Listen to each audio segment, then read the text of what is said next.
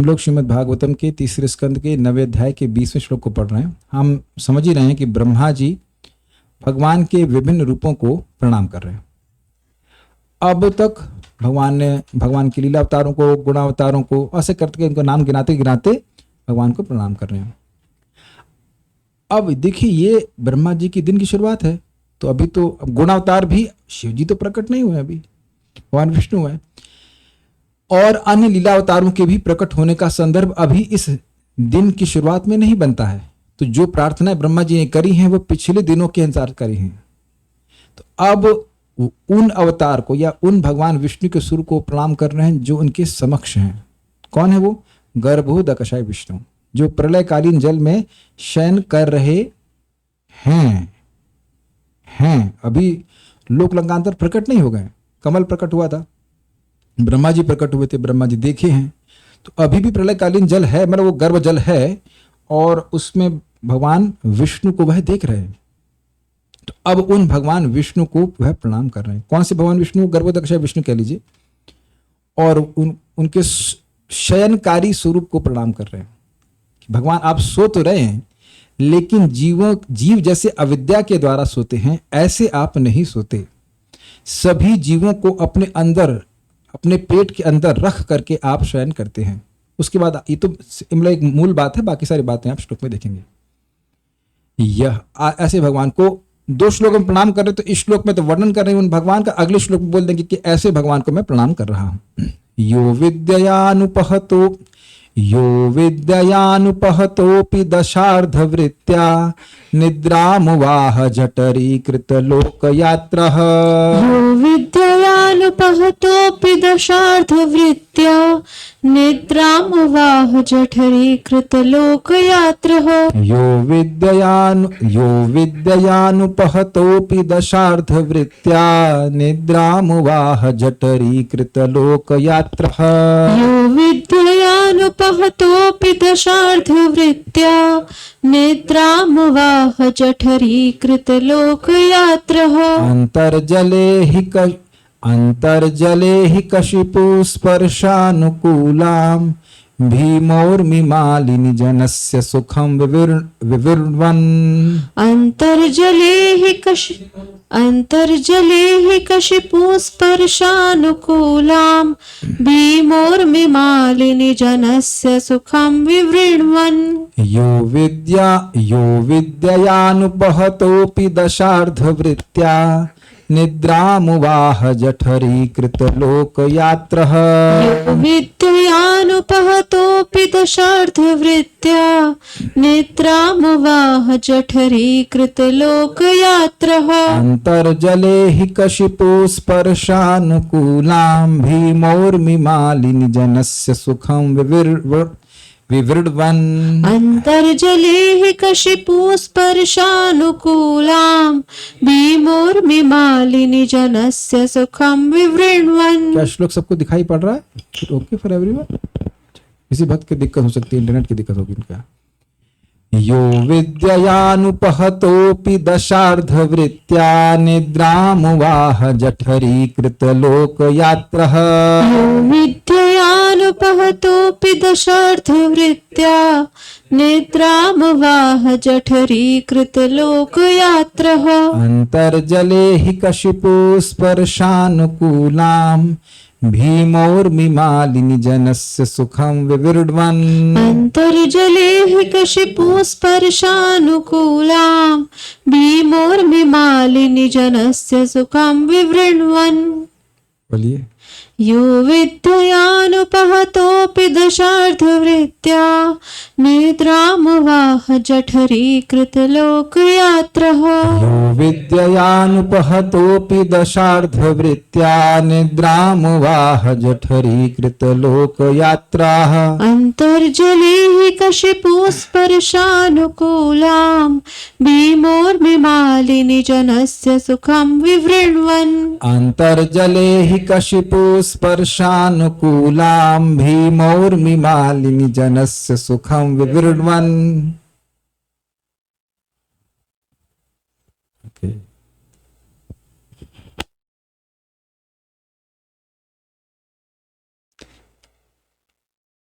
हे प्रभु, कौन प्रभु?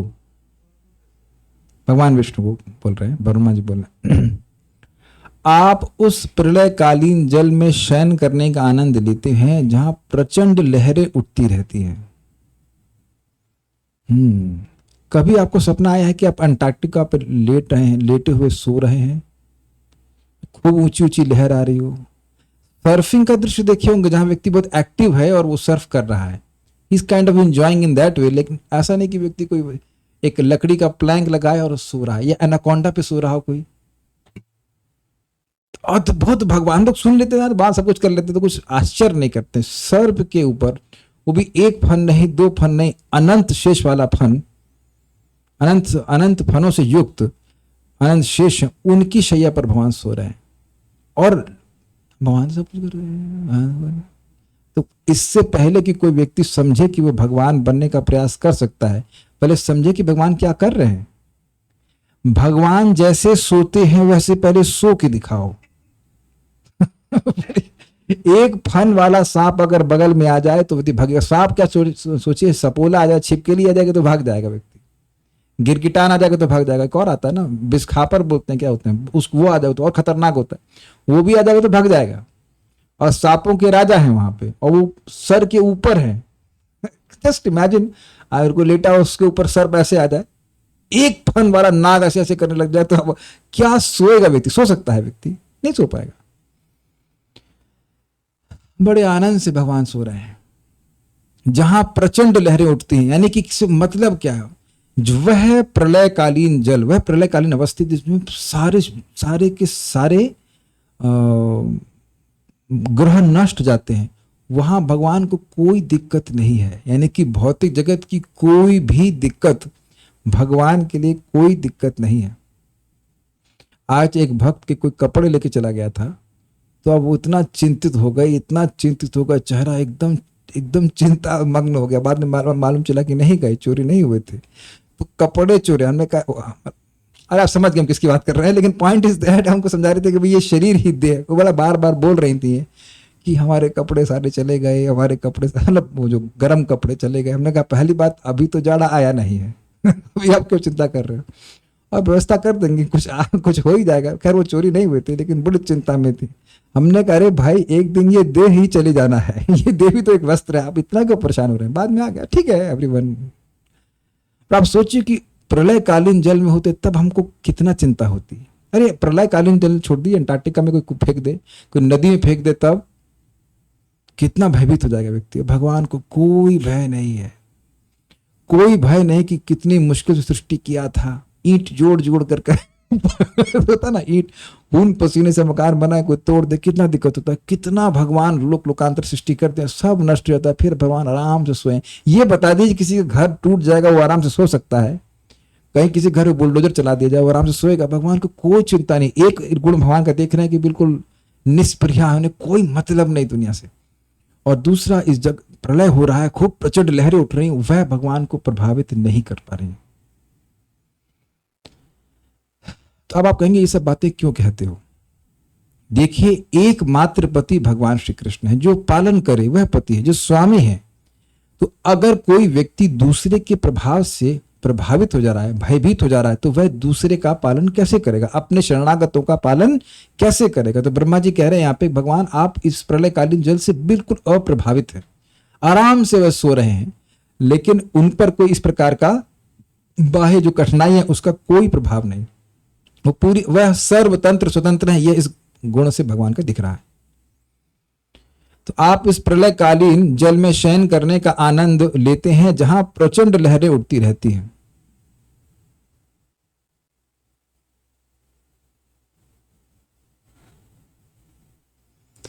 और बुद्धिमान लोगों को अपनी नींद का सुख दिखाने के लिए आप सर्पों की शैया का आनंद भोगते हैं। उस काल में ब्रह्मांड के सारे लोग आपके उदर में स्थित रहते हैं। इसको अभी आप टीकाओं में और आस्वादन करेंगे, इसका मतलब क्या है। हे प्रभु, दशार्ध वृत्त्या, जैसे ही मैं 10 शब्द देखा तो मैं 10 गिनने लगा, लेकिन आगे के शब्द क्या है? अर्ध। 10 अर्ध का मतलब क्या हुआ? 10 का आधा। वृत्ति तो समझ में आ गई। जैसे एक होता ना, एक ऊपरी नजर से श्लोक को देखते हैं, तो मैं कहा 10 वृत्तियां हैं, ना ना ना 10 वृत्ति तो होती नहीं, 5 वृत्तियां हैं। तो दशार्ध वृत्तियां अविद्या, अविद्या की 10 से आधी वृत्ति, अर्थात अविद्या की 5 वृत्तियों के द्वारा, ये अर्थ हुआ इसका। 10 की आधी अर्थात 5 प्रकार की वृत्तियां विशिष्ट जिसकी हैं, उस अविद्या निद्रा की कारणभूत अविद्या से अनुपहत प्रभावित हुए बिना भी, अपी मतलब भी, इसका मतलब समझिए इस लाइन का, फ्रेज का मतलब हुआ इस जगत में अविद्या हमको सुला के बैठी है। अब आप कहेंगे नहीं हम तो जग रहे हैं, ना ना ना जग नहीं रहे हैं, क्योंकि हम में से किसी को नहीं पता कि हम हैं कौन वास्तविक रूप से। तो इस समय भी हम मतलब सो ही रहे हैं, स्वरूप मतलब स्वरूप की स्थिति से देखा जाए तो हर जीव एक स्वप्न देख के, हर जीवन में एक स्वप्न चल रहा है, मैं अमुक व्यक्ति हूं, मैं इस परिवार का हूं, ऐसे करके उसका ड्रामा शुरू हो जाता है, स्वप्न जागृत स्वप्न शुरू हो जाता है। तो इस प्रकार से भगवान अविद्या से अप्रभावित हुए बिना भी। तो प्रश्न होगा कि 5 वृत्तियां अविद्या की क्या है? अविद्या, अस्मिता, राग, द्वेष, अभिनिवेश, इनको मैं अभी आपको थोड़ी देर में बताऊंगा डिटेल में, जो लोग नहीं जानते उनको बताऊंगा, घबराइए मत। लेकिन अविद्या है जिसके द्वारा जीव अपने स्वरूप को भूल जाता है। स्वरूप को भूलने का उदाहरण आप स्वप्न से समझ सकते हो। इस समय हम जागृत जीवन में कुछ जी रहे हैं, सो कॉल्ड वास्तविक जीवन, लेकिन जब हम स्वप्न देखते हैं तो इस वास्तविक जीवन को बिल्कुल भूल जाते हैं, इसकी समस्याओं को, इसकी उपलब्धियों को भूल जाते हैं और एक नया जीवन शुरू कर देते हैं। तो जैसे हम स्वप्न अवस्था में मतलब सोते हुए अवस्था में अब बिल्कुल अनभिज्ञ रहते हैं कि हमारा जागृत जीवन कैसा है, उसी प्रकार से इस समय भी हम सो ही रहे हैं। अब हमारा जो वास्तविक संबंध भगवान से, उसके प्रति हम बिल्कुल सोए हुए, ऐसा लग रहा है कि हम जग रहे हैं लेकिन जगे हुए नहीं है।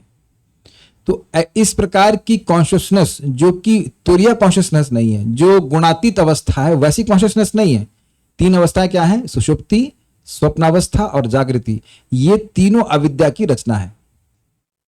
तो इनसे भगवान प्रभावित नहीं होते हैं। अविद्या की फिर 5 फंक्शन है, वो भी मैं समझाऊंगा। ऐसे अविद्या से भगवान प्रभावित न होते हुए भी सोते हैं। जीव इस जगत में सोता है अविद्या से प्रभावित हो करके, वो जागते हुए भी सो रहा है, लेकिन भगवान अपने स्वरूप को कभी नहीं भूले हैं। भगवान पे अविद्या कभी कार्य नहीं करती है। धामना स्वेन सदा निरस्त कुहुकम सत्यम परम धीमहि। अपने धाम अर्थात अपने प्रभाव से, अपनी कांति से, अपनी ब्रह्मज्योति से, जो भी आप कर रहे, अपने स्वरूप के प्रभाव से भगवान सदा ही माया के कपट को, कुहुक मतलब अंधकार को नष्ट किए रहते हैं। जैसे सूर्य के पास अंधकार कभी नहीं जाता है, उसी प्रकार से कभी भी भगवान अविद्या से प्रभावित नहीं होते। तो ऐसे अनुपहत होते, यानी कि अप्रभावित होते हुए भी मतलब प्रभावित हुए बिना भी जठरीकृत लोक यात्रा। जठर मतलब होता है पेट, और कृत मतलब जठरीकृत मतलब पेट में समा लेना। जैसे मां एक बच्चे को पेट में समाये रखती है, तो ऐसे भगवान अनेक अनेक लोक यात्रा, अनेक अनेक जीवों को अपने पेट में समाये रखते हैं। आप सुनी चुके हैं कि गर्भोदक्षाय विष्णु के पेट में सारे जीव हैं, और इस समय कहां हैं? इस समय गर्भोदक्षाय विष्णु की जठर में ही हैं। इस समय ब्रह्मा जी ने किसी को शरीर नहीं प्रदान किया है, तो वो देख रहे हैं, वो जान रहे हैं कि सारे के सारे जो जीव हैं वह गर्भोदक्षाय विष्णु के शरीर में निवास करते हैं। ठीक है, शयन करते हैं जब भगवान। लोक यात्रा मतलब लोकों की स्थिति, यानी मनुष्यों, जीवों के पालन पोषण की स्थिति। विभिन्न कहा गया, विभिन्न जीवों का पालन पोषण अपने उदर के भीतर करते हुए जनस्य अविवेकी मनुष्य के सुखम विवृणवन, निद्रा सुख को उसी रूप में प्रदर्शित करते हैं। अब ये बड़ा इंटरेस्टिंग है, पहले पूरा पढ़ूंगा समझाऊंगा। यह भीमोर मालिनी, यह मतलब तथा आप, प्रचंड लहरों की श्रृंखला से युक्त, जरा शब्द को तोड़िए, भीम मतलब प्रचंड, उर्मी वेव्स, और मालिनी मतलब श्रृंखला। माला होता है ना, माला में फूलों की एक के बाद एक श्रृंखला होती है। माला मतलब फूलों की श्रृंखला, एक के बाद एक फूल होते हैं। तो कह रहे कि जो प्रलयकालीन जल है उसमें लहरों एक के बाद एक लहर, बड़ी प्रचंड लहर आ रही है, उससे युक्त अंतर जले, कारण सागर के जल में या प्रलयकालीन जल में, अहि कशिपु स्पर्शानुकूलम। अहि मतलब सर्प, कशिपु मतलब बेड, और स्पर्शानुकूला मतलब जो स्पर्श के अनुकूल हो। तो सर्प का जो बेड है, सर्प का शरीर है, वो बहुत गुदगुदा होता है और बहुत ठंडा होता है। ये पता है आपको? पता होना चाहिए। तो ठंडा बेड हो और गुलगुला हो तो किसको अच्छा नहीं लगेगा? अगर आप ब्रह्मचारी नहीं है, मतलब ब्रह्मचारी लोग बेचारे जानबूझ करके कठोर फर्श पर सोते हैं तपस्या करने के लिए, लेकिन भगवान तो गृहस्थ है ना। तो भगवान तो लक्ष्मी जी के साथ है, तो कठोर उस पर तो नहीं सोएंगे वो। तो भगवान एकदम ऐसे कशिपु पे सो रहे हैं, अर्थात अपने ऐसे सॉफ्ट बेड पे सो रहे हैं, वो भी सर्प का बेड है, उस पे वो सो रहे हैं। सर्पराज अनंत शेष की शैया जिसका स्पर्श निद्रा के अनुकूल है, उस पर निद्राम वाह, उस पर निद्रा स्वीकार करते उन आपको मैं प्रणाम करता हूं। अब इसका मतलब बड़ा सुंदर है। भगवान अविवेकी मनुष्यों के सुख को प्रदर्शित करते हैं। देखिए, भगवान की तो मृत्यु का कोई मतलब नहीं है, लेकिन उपमा बिठाइए, भगवान के ऊपर कौन है? सर्प अपने फन फैलाए बैठा है। भगवान को खतरा नहीं है, लेकिन भगवान निश्चिंत वैसे ही सोए हैं जैसे अविवेकी मनुष्य काल सर्प को बिल्कुल नजरअंदाज करके सोता है, जैसे लग रहा है कि अब आज तो उसको मरना नहीं है, बेफिक्र। यस, प्रभुपाद जी चाणक्य पंडित को कोट करते हैं, कहते हैं अगर तुमको मटेरियल एंजॉयमेंट करना है, चाणक्य पंडित कहते हैं, इसको प्रभुपाद कोट करते हैं, तुम ये मानो कि आज तुम नहीं मरने वाले हो, और यदि तुमको आध्यात्मिकता में प्रगति करनी है तो तुमको ये मानना ही होगा कि तुम आज ही मर सकते हो, जो कि सत्य है। तो सत्य से जैसे जगत में लोग आंख मूंद करके सुख से अलसाए से सोए रहते हैं। ये मैंने बहुत पहले हिंदी में कविता पढ़ी थी, कोई दिनकर कोई है हाँ करके रामधारी ऐसा करके, उसमें सुख से अलसाए से सोए हैं, सब सुख से सुख पूर्वक एकदम चौड़े सो रहे। और सोने का मतलब है, मतलब समझ रहे हैं कि आयु रहती वह लोगों की आयु काट रहा है सूर्य, और उन्हें कोई दिक्कत नहीं, खूब आराम से सोए 14 घंटे 15 घंटे। ऐसा लग रहा है कि सोना ही जीवन का परम लक्ष्य है। लोग सो के और जब भी जागृत भी हैं तो आध्यात्मिक जीवन, आध्यात्मिक मूल्यों के प्रति बिल्कुल सोए रहते।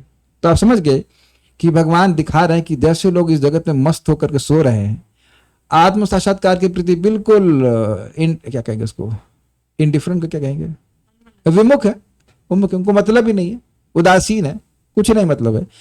ऐसे भगवान निश्चिंत होकर के सो रहे हैं। और तो भगवान की ओर इतना दिखा रहे कि आदमी निश्चिंत होकर सो रहा है, जबकि प्रलय है, प्रलयकालीन जल है और सर्प की शैया है, फिर भी भगवान निश्चिंत होकर उसी व्यक्ति की तरह सो रहे हैं जो हर प्रकार के खतरों से घिरा हुआ है, और उस पर काल का खतरा तो है ही। काल का खतरा है और उसके अलावा भी बहुत सारे खतरे हैं इस जीवन में। आप देखिए, मरने से पहले भी बहुत सारे खतरे आते हैं, किसी के संग कभी भी कुछ भी हो जाता है। आज कोई बहुत बड़ा हीरो है और पता लगा बाद में कहीं पेट्रोल भर रहा है, या मतलब बिल्कुल उसके पास पैसे भी नहीं है। बहुत धनवान व्यक्ति फिर एकदम से गिर गया, पैसे ही नहीं उसके पास। या बहुत स्वस्थ है और एकदम से बीमार पड़ गया, किसी कैंसर, अरे कैंसर निकल गया। हाँ, वो बहुत सुंदर व्यक्ति है, ऐसे कुछ ऐसे मुझे सुनने में आया कि भाई कोई हीरोइन है, वो बहुत सुंदर थी, उनको कैंसर हो गया तो बाल ही सारे गायब कर दिया। अब गंजी को स्त्री हो जाए तो क्या सुंदर लगी, बताइए, चेहरा बिल्कुल सूख गया। तो आप ये देख रहे हैं कि इस जगत का स्वरूप ही है कि किसी के संग कुछ भी हो सकता है। पदम पदम विपदम न तेषाम, इस जगत का स्वरूप ही कि पग पग पर विपदा है, और उसके बाद तो अंत तो गत मृत्यु भी है। तो उस तरह से आप साम्यता बिठाएं, भगवान पे यद्यपि कोई खतरा नहीं, लेकिन भगवान खूब निश्चिंत होकर के सो रहे हैं उस व्यक्ति की तरह जिसके जीवन में पग पग पर खतरा है, और फिर भी उसे सोने में कोई दिक्कत नहीं, उसको आध्यात्मिक जीवन में प्रगति करने में कोई भी रुचि नहीं है। ऐसा एज इफ कि यमराज जिसको छोड़ दिए हैं, या उसको लेटर लिख के दे दिए कि तुम निश्चित रूप से अब 81 साल तक नहीं मरोगे, या वट एवर टाइम सोच दिया है जो उसने, 100 साल तक, या जैसे भी। आज हम जहां से थोड़ा सा बर्तन लेने गए थे तो हम देख रहे थे, बड़ा हमको इंस्पिरेशन मिला, मतलब ऐसे करके उनका गर्दन हिल रही है, लेकिन वो भी बैठे हैं और लड़का भी बैठा है, और वो मुख्य सीट पे ही बैठे हैं, लड़का अंदर बैठा हुआ है। लड़के की बाल सफेद हो गए हैं, तो उसी के पिताजी कितने बुढ़े होंगे, आप समझ गए हो। तुमने कहा भाई हमको भी ऐसे जब करना चाहता गर्दन हिलने लग जाए, हरे कृष्ण छोड़ना नहीं। रात थोड़ा इंस्पिरेशन लोग छोड़ते ही नहीं है। एक और हम व्यक्ति से जब मैं ज्वाइन किया था तब भी वो अपने मतलब उसमें दुकान को ज्वाइन किए हुए थे, अभी तक वो छोड़े नहीं है। अब उनसे ठीक से बोला भी नहीं जाता है, उनका पोता भी दुकान पे आ गया, लेकिन फिर भी व्यक्ति बिल्कुल निश्चिंत है कि क्या जरूरत है घर छोड़ दुकान छोड़ने की। एकदम मरते दम तक व्यक्ति उसमें टंगा रहता है। तो यह है निश्चिंतता कि भाई अगले जीवन में के बारे में सोचते नहीं कि क्या जरूरत है। लोग सोच ही नहीं रहे, बिल्कुल निश्चिंत होकर के, कहते हैं चौड़े होकर के सो रहे हैं। या सुना होगा शब्द अपने, गधे बेच के सोना। आई डोंट नो कि हाउ इट, सॉरी गधे बेच क्षमा कीजिएगा, घोड़े बेच के सोना, घोड़े बेच के सोना। इसका मुझे कुछ अर्थ नहीं समझ आता। शायद इसका मतलब है कि घोड़े की डील अच्छी मिल गई, खूब पैसे आ गए, अब सो गए, यही मतलब होगा इसका। कि हम लोग बिल्कुल निश्चिंत है कि अगले जन्म में मनुष्य तो बनेंगे ही। जब भी व्यक्ति अगले जन्म की बात करता है वो सोचता है कि मैं जैसे इस समय समृद्ध हूं ऐसे अगले जन्म में भी बनूंगा। श्योर है समृद्ध होगी, लेकिन जरूरी नहीं कि मनुष्य के रूप में हो तो कुत्ते के रूप में हो। उसी घर में उसी समृद्ध परिवार में पैदा हो जाएंगे, लेकिन जरूरी नहीं कि मनुष्य के रूप में हो। अगर बड़े घर में रहने वाला ही बड़ा है तो चूहा और कॉकरोच भी तो बड़े घर में रहता है। संभावना है कि व्यक्ति वहीं पैदा हो जाए। हमने देखा एक व्यक्ति, हमारे दादाजी ही मर रहे थे हमारी आंखों के सामने। मैं बोला हरे कृष्णा, हल्दी है कि नहीं घर में? And this is a case of most of people. हल्दी है कि नहीं, चाचा जी के, वो दिस इज वेरी बैड। हल्दी के बारे में सोचेंगे, चना के बारे में सोचेंगे, जो घर में अनाज भरा है, तो उसके बारे में केवल आप ही नहीं सोच रहे, घर के चूहे भी सोच रहे हैं। वहां जन्म हो सकता है। ये शब्द मेरे नहीं, प्रभुपाद जी की बात बोलते हैं। इस बातों को इस प्रकार से आसक्त नहीं होना चाहिए, लेकिन लोग हैं। तो भगवान उनका, श्रीधर स्वामी पाद कहते हैं, उपहास कर रहे हैं। उपहास कर रहे हैं कि देखो, ब्रह्मा जी कह रहे हैं भगवान ऐसे मस्ती में सो रहे हैं, सब तरफ सब कठिनाई है और भगवान इतने आराम से सो रहे हैं। उन लोगों का मतलब अनुकरण करते हुए या उन लोगों का उपहास बनाते हुए कि देखो, जिन लोगों को हर तरफ से खतरा है वह भी कितनी मस्ती में सो रहे हैं, कितने आराम से सो रहे हैं, भजन की कोई चिंता नहीं। आप लोगों ने सुना ही होगा किसी एक आध रिश्तेदारों का जो भजन, तो खैर क्या करेंगे, लेकिन कि मरने की न्यूज जरूर आती है। अच्छा हार्ट अटैक से मर, अच्छा नहीं रहे वो। इस तरह से लोग मर रहे हैं। तो भगवान ऐसे लोगों का उपहास कर रहे हैं कि देखो कितनी सारी कठिनाइयों में हैं, फिर भी उनको चैन से नींद आ जा रही है। य विद्यानुपहतोपि दशार्धवृत्त्या, जो भगवान अविद्या के द्वारा, अविद्या की 5 वृत्तियों से अनुपहत अर्थात अप्रभावित होते हुए भी निद्राम वाहा, निद्रा को स्वीकार करते हैं। और क्या करते हैं उस निद्रा में? कहते हैं जठरीकृत लोक यात्रा, अर्थात सभी लोगों का पालन, सभी जीवों का परिपालन वह अपने पेट के अंदर ही करते हैं। इजी है ना? किसी के 1 बच्चा हो, 2 बच्चे हो, 3 तो कभी नहीं सुनोगे कि 3 बच्चे एक साथ पैदा हो गए, और 10, हाउ इज इट पॉसिबल? कैसे गर्भ में रह सकते हैं? महाराज बड़ा विनोद करते हैं, कहते हैं कोई भुवनेश्वर में महाराज क्लास कर रहे हैं, कह रहे हैं कि यहाँ का कोई मंत्री है, कह दे कि भाई यहाँ बड़ी गंदगी फैल रही है, तो मैं सारी गंदगी को अपने मैं पेट में रख लेता हूं और शरीर को साफ कर लेता हूं। नहीं कर सकता। जठरीकृत, भगवान का जठर कितना सक्षम है कि पूरा लोक लोकांतर सब उसमें आ गया। आपने सुना था ना सूक्ष्म रूप में वो कमल, क्या शब्द था मैं भूल रहा हूं, बिल्कुल भूल गया शब्द। एक शब्द था उसके लिए कुछ, वो स्वरूप में था, पर वो भगवान की नाभि को भेद करके प्रकट होता है। शब्द भूल रहा हूं, क्या शब्द था वो, ना विराज नहीं था, कुछ और शब्द था। वो शब्द एकदम पहली बार सुना था इसलिए याद नहीं आया। एनीवेज, तो वो सूक्ष्म रूप में था और वह प्रकट होता, तो सब भगवान के जठर में था, सारे जीव भगवान के जठर में थे। तब कहीं हाँ तो सुला के रखे हैं ना, खिला थोड़ा रहे उसमें, कौन जाने किस रूप में है। और इस समय क्या हम भगवान के जठर से बाहर हैं? भगवान से बाहर कौन है, पहले तो ये सोच लीजिए। और फिर क्या वहां उनकी स्थिति क्या है? तो कहते हैं अंतर जले, अर्थात प्रलयकालीन जल में अहि कशिपु, दिख रहा है आपको? एस नहीं है, एस की वजह से वो आ का लोप हो जाता है। अहि मतलब सर्प की, कशिपु अर्थात बेड के ऊपर, जो स्पर्शानुकूलम, स्पर्श के लिए बड़े अनुकूल थी, बहुत सॉफ्ट टच बेड था। और भीमोर में मालिनी, वो जल कैसा था? जिसमें भीम अर्थात प्रचंड, उर्मी अर्थात वेव से क्या बोलते हैं, लहरों की श्रृंखला थी। एक वेव, 2 वेव नहीं, लगातार लहरें आ रही हैं। मैं तो भय, हमको तैरना आता नहीं तो हमको समुद्र देख के बहुत भय लगता है, मैं कभी समुद्र में प्रवेश नहीं करता। It's very very fearful for me. और सोचिए बड़ी बड़ी लहरें आ रही हो तब मुझे हमेशा लगता है कि हम प्रवेश करेंगे तो खींच के ले जाएगा, और तैरना तो मुझे आता नहीं है। हाँ, जिसको तैरना नहीं आता उसके वो भगवान की शरण लेकर के भव सागर को उतार सकता कर सकता है। This is Krishna's mercy. आप लोग को बहुत से लोग शायद को तैरना नहीं आता, को डर लगता होगा, आपको नहीं आता? हाँ, तो लाइक दैट। जनस्य सुखम विवरणन, वह जो ऐसे अविवेकी लोग हैं उनके सुखों को प्रदर्शित करते हैं। अब आप समझ रहे हैं कि अविवेकी व्यक्ति के सुख को प्रदर्शित करना मतलब उसका उपहास करना।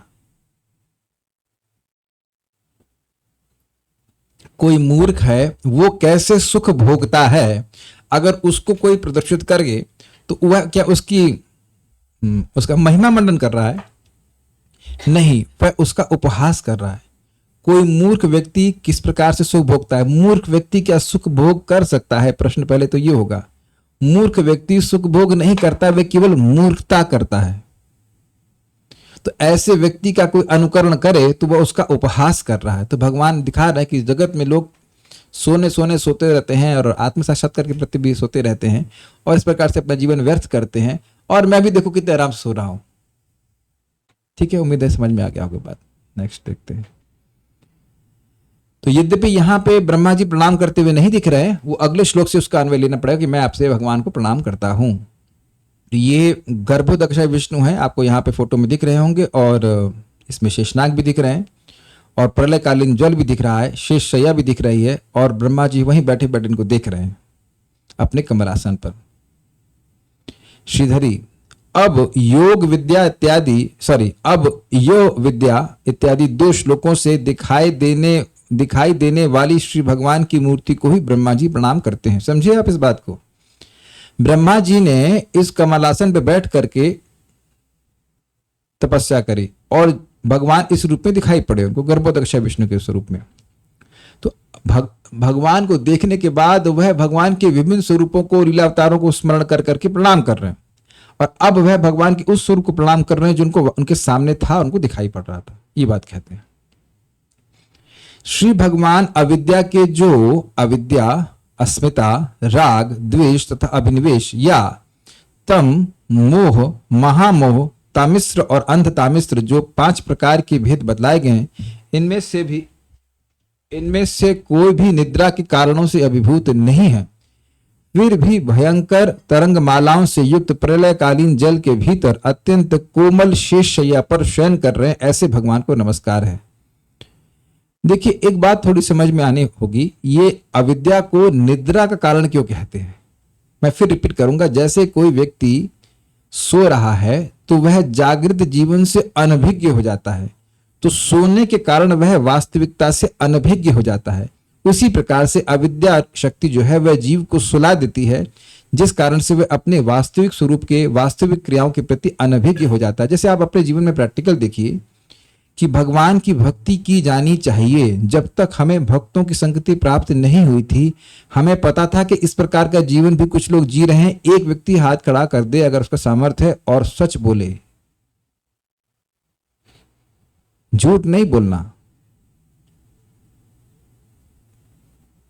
अगर हमारे द्वारा कोई व्यक्ति भक्ति में आया तो हमारे सामने तो झूठ बोल ही नहीं सकता है, क्योंकि जब हमसे प्रश्न करते थे और हमसे प्रश्न किया गया था हम कौन है, तो कोई उत्तर नहीं था। जब यही नहीं पता है कि हम कौन हैं तो अनभिज्ञ हो गए ना कि हमें हमारे कार्य क्या करने चाहिए। भाई साहब बता दीजिए।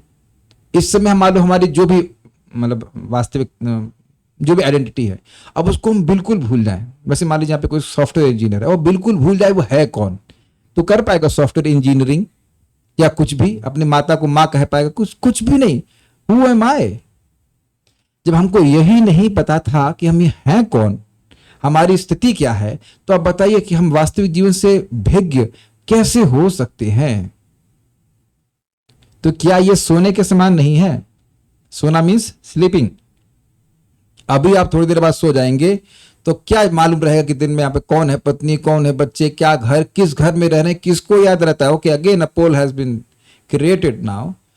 किसको याद रहता है कि वह अपने घर में सोता है? जब वह सो रहा होता है? कोई उत्तर? एक भक्त कह रहे हैं I use to watch his grace Gaurang and Amogh Lila Prabhu ji earlier. अच्छा अच्छा अच्छा, ठीक है। हाँ, तो वो कौन सी संस्था से हैं? वो क्या मायावादी हैं?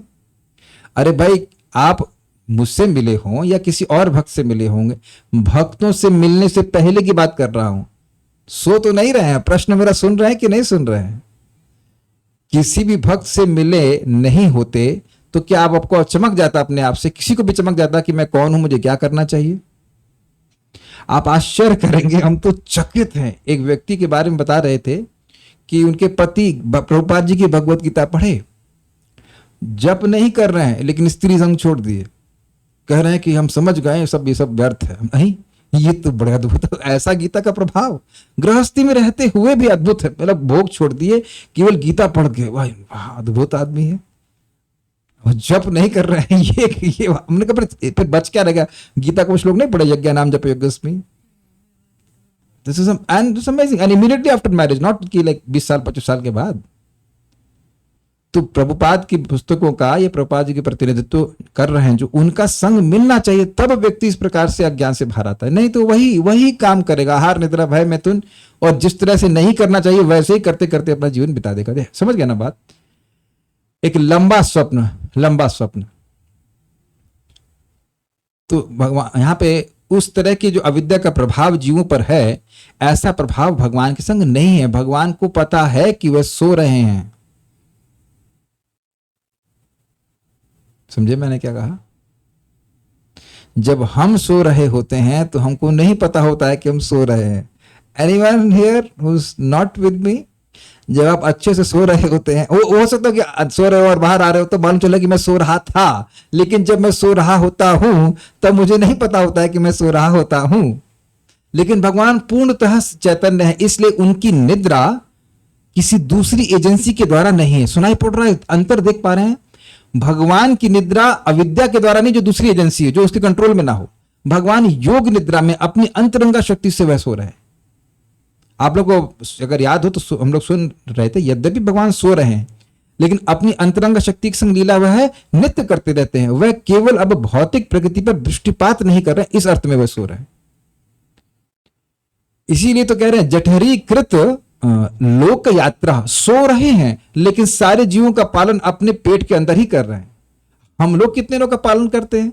हमको परम पूज्य राधा गोविंद महाराज की शैली बड़ी अच्छी लगती है। पहले भगवान का गुण बताएंगे, फिर कंट्रास्ट में जीवों गुण बताएंगे। आप लोग अगर महाराज के लेक्चर सुनेंगे तो बिल्कुल स्पष्ट है कि इधर रखो भगवान, फिर गुण बताओ, फिर इधर रखो जीव और गुण बताओ। गुण इतना सा निकलेगा, थोड़ा सा जीव का गुण निकलेगा। हम लोग आप विचार कीजिए, गृहस्थी में है, एक आध दो बच्चे होने के लिए जग जग करके मर मर करके पालन करने में कितनी मेहनत होती है। सो करके कौन पालन कर रहा है? कौन इतना समर्थ है कि वो खाली पिताजी सो रहे हैं और बच्चों का पालन हो रहा है, पत्नी का पालन हो रहा है, और वो भी पेट के अंदर? ऐसा तो कर ही नहीं सकते। इसलिए यह सोचना कि कोई व्यक्ति भगवान हो सकता है, नेतार्थ मूर्ता, महामूर्ता है।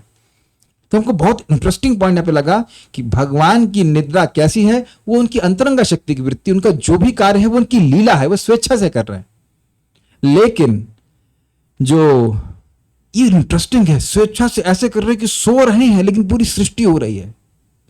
और ऐसा भी नहीं है कि उनकी अध्यक्षता में नहीं हो रही। मया दक्षिण प्रकृति, हम सो करके क्या अध्यक्षता करते हैं बताइए? हमें तो कुछ नहीं पता होता कि हम कहां सो रहे हैं। हो सकता है मंदिर के अध्यक्ष आकर के उठाते हैं जब मंदिर में लोग रहते हैं, कोई भी। हम तो अध्यक्ष नहीं रह जाते ना, अधिअक्ष, आंखें बंद लेकिन अध्यक्ष सभी वस्तुओं के। अद्भुत भगवान है। प्रश्न कह रहे हैं क्या भगवान सोते हुए भी कॉन्शियस रहते हैं? यही मतलब है? जी हाँ, यही तो मतलब, यही तो समझा रहा हूं। हम लोग की कॉन्शियसनेस, हम लोग की चेतना अविद्या के द्वारा कंट्रोल हो जाती है। अगर हम गहरी निद्रा में है तो गहरी निद्रा में है, स्वप्न में है तो स्वप्न में। बताइए कि हमारा यह भी कंट्रोल है कि हम अपने 6 घंटों की नींद में कितने समय सुषुप्ति में रहेंगे, कितने समय स्वप्नावस्था में रहेंगे? नो कंट्रोल, कुछ भी कंट्रोल नहीं है। और अभी हमारे सामने भक्त दिख रहे हैं, हमको बोले प्रभु जी हेल्प चाहिए। क्या हेल्प चाहिए? नींद नहीं आ रही है। ओ अच्छा, डोनेशन दूं? अब मैंने उनको ये नहीं बोला, मैंने उनको बताया ऐसे कीजिए ऐसे कीजिए। तो यानी कि सोने के संबंध में भी हम कंट्रोल में नहीं है, उस पर भी हम भगवान पर निर्भर है। हर तरह से हम भगवान पर निर्भर हैं। और स्पेशली हम सारी जो तीनों अवस्थाएं हैं, जागृत, सुषुप्ति और स्वप्न, वह सब अविद्या के द्वारा है। किसी भी समय हम अपने स्वरूप में स्थित नहीं रहते, क्लियर, लेकिन भगवान स्वरूप में स्थित है। अब नोट यहां पे दिए गए तो समझ लीजिए। तमस का अर्थ है जीव के स्वरूप का अज्ञान। तम मतलब अंधकार, अज्ञान। जीव का जो स्वरूप है कृष्ण के सेवक के रूप में, वह उसके प्रति अनभिज्ञ रहता है, तो उसे तमस कहते हैं, अर्थात अविद्या। तो तमस विल बी मैपिंग टू अविद्या। ये 5 वृत्तियां उनको मैप करते हुए देखिए। ये नहीं होगा तो हमारा भौतिक जीवन चल ही नहीं सकता। आप समझ रहे हैं ना, आवश्यक है ये। अपने को भूलना बहुत जरूरी है। अगर कोई ड्रामा में ये याद रहे यार ड्रामा के बाद सब्जी लेने जाना है, तो वो ड्रामा नहीं कर पाएगा। तो ये बहुत जाना अच्छा। ये बताइए, अगर आप लोगों को ये भी याद रहता कि आप पिछले जन्म में पुरुष थे, जो स्त्रियां थी उन्हें ये मालूम याद रहे कि वो पुरुष थे, कंफ्यूज जाएंगे ना कि मैं थी कि मैं था, मैं बोल रही हूं कि मैं बोल रहा हूं, बड़ा कंफ्यूजन आएगा। इसलिए पिछले जन्म का पूरा भुला देते हैं भगवान।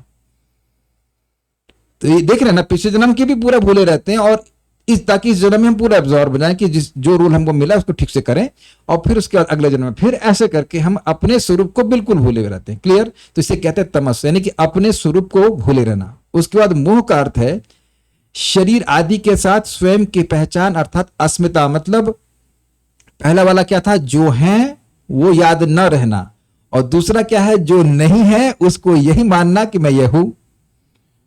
बोलते हैं मेरा लीवर खराब है, लेकिन फिर सोचते हैं कि मैं बीमार हूं। तो स्पष्ट है, ये हो गया अस्मिता। उसके बाद महामोह का अर्थ है भोग की वस्तुओं पर स्वामित्व जताना, अर्थात राग। उन्हीं वस्तुओं को हम अपना मानते हैं जो हमें इंद्रिय तृप्ति देती हैं। Do you agree? यहां तक कि लड़का अगर दुखी करता है तो तुरंत वो पत्नी का हो जाता है, तुम संभालो अपने बेटे को। ऐसा लग रहा है कि आप पिताजी का नहीं है। आप लोगों ने ऐसे डांट खाई है आपने? कभी नंबर कम आए तो पिताजी तुरंत आपको डिसओन कर देंगे। नंबर कम आए ना, संभालो, देख रहे हो अपने लड़के का करतूत, देख रहे हो क्या करके आया है। और अगर मान लीजिए नंबर अच्छा है, देखा हमारा लड़का कैसा था, तो आप प्रैक्टिकल देख सकते हैं कि, या फिर कहीं गुलाब जामुन आया तो वो सब मेरे हैं। जैसे आज हमने कुछ प्रयास किया तो चिप्स बनाए, तो हमने कहा देखो इसमें भी कोई यारी दोस्ती नहीं है। हमने कहा पहले हम संतुष्ट होने, ये सारे मेरे हैं, उसके बाद बचेगा तो आप लोगों के। तो आप देख सकते हैं। और मान लो वहां करेले का सूप होता तो भाई आप लोग भी लीजिए प्रसाद, आप भी ग्रहण कीजिए। वहां कोई भावना नहीं होता कि मेरा। आप बता दीजिए कैसा नहीं होता है। करेला या कोई खराब वस्तु दे, नथिंग अगेंस्ट करेला, कल्याण प्रभु विल गेट ऑफेंडेड, लेकिन मान लीजिए कोई ऐसी वस्तु जो आपको पसंद ना हो तो बिल्कुल मेरी नहीं। आपने क्या बनाया आज? क्लोवर के sprouts, something new, something out of the world.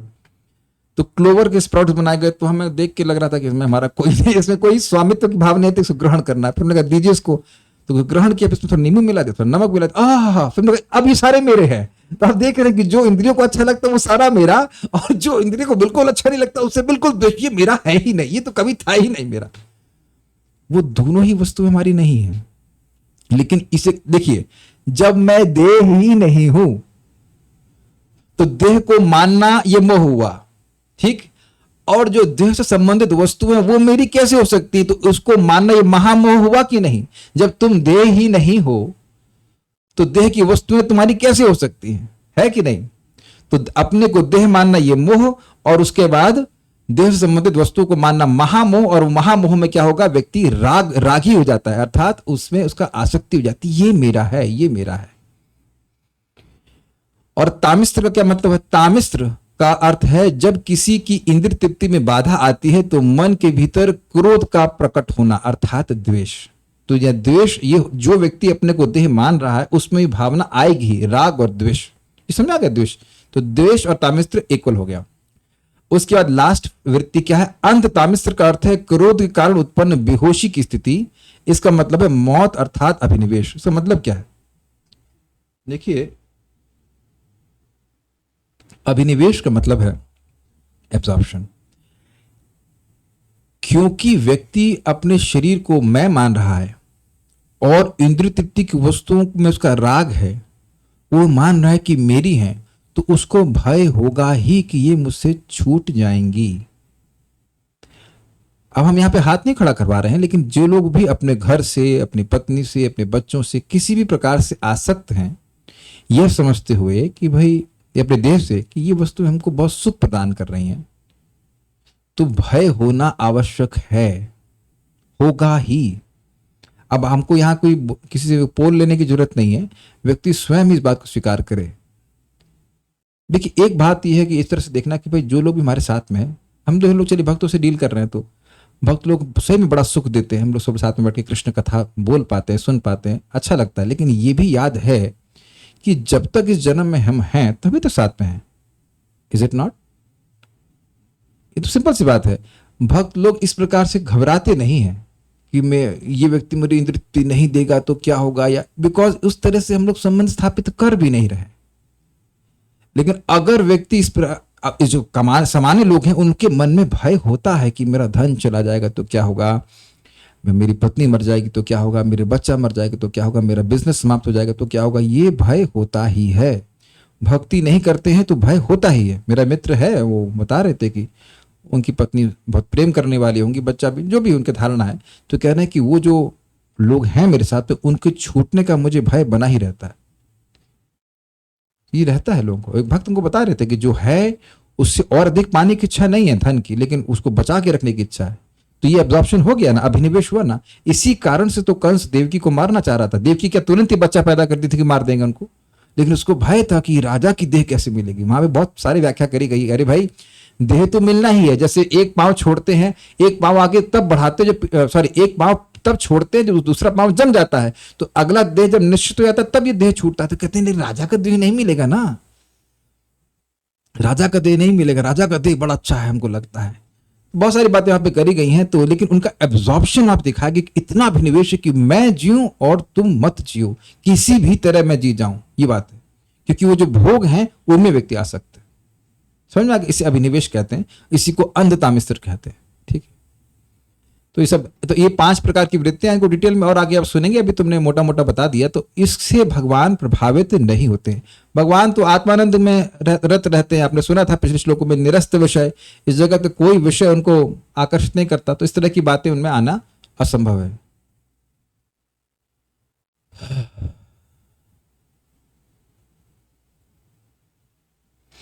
प्रश्नों को देखता हूं, समय मिलेगा तो अंत में ले लूंगा, समय काफी हो गया। देखते हैं पूरा कर पाएंगे कि नहीं। इस समय श्री भगवान ने संपूर्ण जगत को अपने उदर में लीन कर लिया है। किस समय? अभी सृष्टि नहीं हुई, अभी सृष्टि की शुरुआत हुई है, तो लीन किया हुआ है। शेष नामक सर्प के शरीर की शैया अत्यंत सुख स्पर्श होती है, उस पर वे शयन कर रहे हैं, क्योंकि वह शैया बहुत कोमल है। वे भगवान ऐसे जल में शयन कर रहे हैं जिसके भीतर भयंकर जल तरंगे विद्यमान हैं। निद्रा के कारण अविवेकी पुरुष भी की निद्रा भी इसी प्रकार की होती है। इस बात का उपहास करते हुए श्री भगवान सो रहे हैं। समझे आप? व्यक्ति सोचता है कि मेरे पास बहुत सुंदर गद्दा है, एसी चल रहा है, मैं आराम से सोऊंगा, लेकिन वह यह भूल जाता है कि हो सकता है हृदय में अब उसी रात उसको हार्ट अटैक पड़े। जितने लोगों को हार्ट अटैक पड़ता है तो क्या वह कठोर बिस्तर पर ही सो रहे होते हैं? शायद नहीं। अब ऐसे कोई रिलेशनशिप नहीं कि आप कठोर बिस्तर पर सोए या किस पे सोए, लेकिन पॉइंट इज बहुत सुंदर सॉफ्ट बेड पे वो सो रहे होते हैं, यह सोचते हुए बड़ी निश्चिंता से कि हमारा दिन सुबह का वैसा ही चलेगा जैसे कि आज हमारा सुबह था। समझ गए ना? तो भगवान यहां दिखा रहे हैं कि देखो कितनी सुख की शैया में आराम से सो रहा हूं, और जबकि खतरे कितने सारे हैं। जैसे इस जगत पे, जबकि मुझे कोई खतरा नहीं है, मैं तो सो रहा हूं, लेकिन जगत में मूर्ख लोग बड़े आराम से अपने सॉफ्ट गद्दे पे सोते रहते हैं, यद्यपि खतरे बने रहते हैं। बहुत से लोगों को तो गला ही सोते समय काट दिया जाता है, उनके ही कोई रिश्तेदार के द्वारा। ये जहर पिला देते, क्या क्या नहीं कर देते। तो इसलिए भगवान उन लोगों का उपहास कर रहे हैं कि जो लगातार खतरे में फिर भी देखो कितने आराम से सोते हैं वो। इस प्रकार से भगवान सो रहे हैं। इसलिए भगवान की योग निद्रा के अंतर जलादि विशेषण दिए गए हैं। मतलब ये जो जल है, इसमें जो भीमोर्म मालिनी शब्द दिया गया था कि इसमें जो जल है उसमें भयानक लहरें उठ रही, ये सब विशेषण उस अंतर जल, उस प्रलयकालीन जल के इसीलिए दिए गए हैं कि भगवान हर प्रकार के खतरे से घिरे हुए हैं। भगवान को खतरा नहीं है, लेकिन ये दिखाने के लिए किस प्रकार से हर क्षण खतरे से घिरे हुए हैं भगवान। देखिए आप लोग उस बात को कुछ हल्के में लेते हैं। आप अभी को देखते ही होंगे ना, कुछ न्यूज अगर आ जाता हो हल्का फुल्का कि वो कहीं बाढ़ आ गई है तो कितना लोग मर जाते हैं। अभी गुजरात में शायद बाढ़ आ गई, वहां कितने लोग मर जाते हैं। तो प्रलयकालीन जल से तो वह हल्का ही है ना। तो उसके बीच में व्यक्ति रह रहा है और वहां कोई लैंड है ही नहीं, केवल अगर है तो एक सर्प की शैया, तो कितना खतरा है बताइए। हम तो सोच रहे हैं, इस दृश्य से भी सोच रहे हैं, लौकिक दृश्य सोच रहे हैं कि सर्प की शैया तो कितनी चिकनी होगी, फिसले तो पानी में गिरे और बैलेंस करके भगवान लेटे हुए। ऐसा मैं सोच रहा हूँ, ऑब्वियसली काफी विस्तार होगा। इज नॉट, मतलब हम लोग का काइंड ऑफ थोड़ा रफ होता है और स्ट्रेट होता है। अब ग्रिप होती है मतलब गद्दे की, लेकिन एकदम से ऐसा चिकना हो और वहां ऐसा कोई सिस्टम नहीं कि लेटे हुए धर्म से गिर सकते हैं भगवान, कोई से रस्सी से बांध के पड़े, ऐसा भी कुछ नहीं है। मस्ती से भगवान सो रहे हैं। अथवा पूर्व कल्प में श्रांत यानी थके हुए, पूर्व कल्प में थके हुए जीवों को विश्राम सुख प्रदान करने के लिए श्री भगवान योग निद्रा में शयन करते हैं। ये समझ में आया। ये जीव जब सृष्टि होती तो अब फिर जन्म लो, फिर मरो, इसमें बीच में बुढ़े हो, ये बहुत सारे कर्म कर करके जीव जब थक जाते हैं तो क्या चलो अब थोड़ा तुम रेस्ट करो। ब्रह्मा जी की एक रात्रि तक भगवान को रेस्ट करा रहे, इसलिए उनके संग वो भी सो रहे हैं। देखा ना, कभी कभी माँ सोती है तो बच्चे भी सोते हैं, तो उनको सुलाने के लिए माँ भी सो जाती, तो तुम भी सो हम भी सोए। जीवों को क्या पता चलता है, मतलब अब इनका प्रश्न है कि क्या जीवों को विश्राम सुख मिलता है। भाई ये आचार्यों की लैंग्वेज है। अब जीव उसमें क्या करते हैं, सोए रहते हैं। हाँ, उनका प्रश्न है कि इस समय तो सो करके उठ के मालूम चलता है कि विश्राम का सुख क्या है, लेकिन सोते समय कुछ भी सुख मिलता है ना।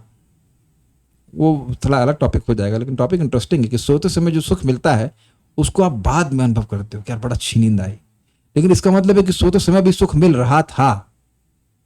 अब उसका वर्णन शास्त्र में है नहीं कि जीव करते क्या है, ऐसे बताया गया बस सो जाते हैं, एटलीस्ट कुछ कार्य नहीं कर रहे होते हैं। इस समय तो कितनी टेंशन है। अभी रुक जाइए थोड़ा, हमको थोड़ा सा बोलने में अच्छा लगता है। हम तो सोच रहे थे नहीं बोलेंगे। एक भक्त बहुत दिन के बाद क्लास में आए, तो अब उनको पूछा, हम आप जिंदा हैं? हम तो ऐसे पूछते हैं, जिंदा है, जिंदा होते तो आना क्लास बोलते हैं। I have been struggling a lot this days but continue to visit temple physically not mentally. I have restarted chanting from 3 days and could attend the class after that. अब समझ में आ गया ना स्ट्रगल। क्या श्लोक है भगवद गीता में? प्रकृति स्थानी कर्षति, 15वें अध्याय का है। प्रकृति स्थानी कर्षति, जीव संघर्ष कर रहे हैं हम लोग ऐसे अस्तित्व में जो कि नॉन एक्सिस्टेंस है। हर चीज चेंज हो रही है। सोचिए, हर चीज हमारे इर्द गिर्द सब चेंज हो रही है, केवल मैं चेंज नहीं हो रहा हूं। क्या श्लोक है, भूल गया। प्रकृति स्थानी कर्षति, ममे वांशो जीवलोके जीवभूतः सनातन, हम सनातन हैं, भगवान के सनातन रूप से अंश हैं। लेकिन यहां व्हाट इज दैट? ममे वांशो जीवलोके जीवभूतः सनातना मना षष्ठानि इंद्रियाणि प्रकृति स्थानी कर्षति। 6 इंद्रियां सेट कर दी गई, यानी 5 इंद्रियां, उसके बाद मन। अब ये इंद्रियां, आंख इधर देखो उधर देखो, कान उधर सुनो, ऐसे खींच रही हैं और व्यक्ति संघर्ष कर रहा है। तो अब बहुत संघर्ष कर लिया, चलो ब्रह्मा जी के तुम पूरा एक दिन तो संघर्ष किया, अब तुम बेटा छुट्टी लो 12 घंटे के, अब अगली बार संघर्ष करना शुरू करना। ठीक है, हम किसी भक्त का मजाक नहीं बना रहे थे। ये वास्तविकता है कि जब व्यक्ति भक्ति नहीं करता है तो उसके संघर्ष बढ़ जाते हैं। उसका कारण क्या है बता दे रहा हूं। इच्छाएं बढ़ जाती हैं। संघर्ष तभी होता है जब भौतिक इच्छा होती है। भौतिक इच्छा नहीं होती तो संघर्ष नहीं होता है। पालन तो भगवान सबका कर लेते हैं, इच्छाओं की वजह से व्यक्ति संघर्ष करता है। चलिए वो अगला टॉपिक होगा, लेकिन पॉइंट ये था कि जीव जो थक गए उनको अब तुम आराम से ना, ब्रह्मा जी की सोचिए, ब्रह्मा जी की एक रात तक कोई नौकरी ना करनी हो, ना कोई रिलेशनशिप इशू हो, wouldn't that be a relief? In the sense relationship से कितना इशू होता है ना, सास बहू और ये वो सारी क्वेश्चंस, और बॉस और बॉसनी, और ये कितने पंगे, और ये कोई खा रहा है आप किसी को खा रहे हो, this all this equations will be at least suspended for 1 night of Brahma. तब शांत रहो, बैठे रहो। अथवा पूर्व कल्प में श्रांत हुए यानी थके हुए जीवों को विश्राम सुख प्रदान करने के लिए श्री भगवान योग निद्रा में शयन करते हैं। ऐसा अर्थ करने पर विशेषणों के द्वारा इस अर्थ को सूचित किया गया है कि परोपकार के लिए दुस्सह भी दुख को सहना चाहिए। अब इसका क्या मतलब है? कौन से विशेषण? देखिए विशेषण क्या दिए गए हैं। विशेषण दिए गए हैं भीमोर्मि मालिनी। ये विशेषण किसका है? ये प्रलयकालीन जल का है। प्रलयकालीन जल में भी रहना पड़े और चाहे सर्प की सैया पे भी सोना पड़े फिर भी, और सभी जीवों को अपने पेट में भी क्यों न रखना पड़े फिर भी जीवों का उपकार करने के लिए कि उनको क्लांति, उनको शांति, उनको विश्राम सुख मिल जाए, भगवान ऐसा कार्य कर रहे हैं। मैं बताता हूं ना, ये श्लोक बहुत सिंपल लग रहा है, लेकिन टीका जब पढ़ेंगे तो मजा आ जाएगा। ऐसे पढ़ कर निकल जाएंगे, नहीं समझ में आएगा तो उसको अप्रिशिएट नहीं कर पाएंगे। समझ रहे ना कौन से विशेषण दिए जा रहे हैं? तो भगवान तो विद्या से प्रभावित नहीं है, ये उनका विशेषण है। उनको तो इस प्रकार के विश्राम सुख की जरूरत नहीं है। उनको अपने लिए कुछ इस प्रकार का कष्ट सहने की क्या जरूरत है कि वह प्रलयकालीन में इधर से ऐसा कर रहा हो, ऐसे कर रहा हो, हिला रहा। उनको तो कोई डिस्टर्बेंस की कोई he doesn't have to do this, is it not? वो अध्यात्म जगत में रहे अपना वैकुंठ में, वहां तो इस प्रकार के कोई प्रलयकालीन जल नहीं है। लेकिन जो जीव भगवान से विमुख हैं, जो पूरे ब्रह्मा जी के जीवन में मुक्ति नहीं प्राप्त की, वो नालायक हैं कि नहीं? आप बताइए। जो आदमी ब्रह्मा जी के दिन में पास नहीं हो पाया, वो नालायक है कि नहीं? नहीं समझ पा रहे हैं? भक्तों को संग नहीं मिला और अब बन गए क्या कहते हैं, वकील। पूरा एक ब्रह्मा जी के दिन में व्यक्ति अगर सुधर नहीं पाया, then it is his fault, it is his fault. और आप ऐसा नहीं कह सकते कि भगवान ने सुविधा नहीं प्रदान करी। और आप है ना भक्त कल्याण प्रभु, आप घर गए थे ना 2 महीने, आपके बाप पिताजी क्यों नहीं, सॉरी माताजी पिताजी क्यों चेंज नहीं हुए? आप तो दिए ना भक्त संग, उनको दिए कि नहीं दिए? बोलो कि दिए कि नहीं दिए? दिए ना। आपको देखे ना तिलक लगाते हुए। तो कुछ लोग ऐसे हैं जो नहीं मानेंगे। विद ऑल ड्यू रिस्पेक्ट, बहुत से लोग ऐसे होते नहीं मानेंगे, मतलब नहीं मानेंगे। नारद जी को भी देखने के बाद 36,000 साल के बाद सुधरे हैं ये, क्या नाम का, नल कुबेर मणिग्रीव, जबकि यद्यपि वह देवता है। भक्तों की संगत हम सुन चुके हैं कि भक्त लोग दया करते हैं, सभी जगह दया फलीभूत नहीं होती है। बंजर भूमि पे अगर वो बीज पड़ जाता है तो वह व्यक्ति फलीभूत नहीं होता है, एटलीस्ट टेम्परेरी टाइमिंग तो नहीं होता तो है, लेकिन बहुत टाइम लग जाता है। तो जो भी बात हो, ब्रह्मा जी का एक दिन बीत गया और वो नहीं सुधरे, फिर भगवान उनको मौका, ठीक है आओ जाओ सो जाओ। ये नहीं कि उनको नरक में फेंक दें। भाई नहीं भगवान के पास पहुंचे हैं तो उसका मतलब क्या है? मतलब यही है ना कि वह विमुख है भगवान से। अगर भगवान के उन्मुख होते तो भगवान की प्राप्ति कर गए होते। नहीं है उन्मुख, विमुख है, चलो कोई बात नहीं, फिर तुम्हें अगला चांस देंगे, अभी तुम सो जाओ। और सब बड़ी इंटरेस्टिंग बात है कि उसमें कुछ जीव उस समय जब प्रलय होगी तो उस समय कुछ लोग नरक भोग रहे होंगे, उस टाइम कुछ नरक भी भोग रहे होंगे। अब विचार कीजिए, जब प्रलय होना शुरू होते तो ऐसा तो नहीं कि नरक सब खत्म हो जाता है। पहले नरक में कुछ होंगे, कुछ पृथ्वी लोक में होंगे, कुछ लोग देवलोक में होंगे, है कि नहीं? अलग अलग स्टेटस में होंगे। सबको चलो चलो चलो तुम्हारा खत्म, अब चलो तुम जाकर के मतलब सो जाओ, और फिर उसके बाद चालू सृष्टि। तो ये दिखा रहे कि भगवान जो लोग पूरी तरह से विमुख है उनको भी विश्राम सुख देना चाहते हैं। Now take rest. तो ये भगवान का परोपकार ही है। क्यों परोपकार है? खुद ऐसे स्थान पे सो रहे हैं जो पूरी तरह से खतरनाक ही है, प्रलयकालीन जल है, खूब लहरें आ रही हैं, सर्प की सैया पे लेटे हैं, बता रहे बचाइए, कोई है ही नहीं। सर्प कितना खतरनाक हो सकता है, उस पे भी लेटे हुए हैं और खुद ने कोई जरूरत नहीं है, लेकिन जीवों पे कल्याण करने के लिए ऐसा वह स्वीकार कर रहे हैं। This is amazing mercy of Krishna. समय समाप्त हो गया, हम कहां तक पहुंचे हैं?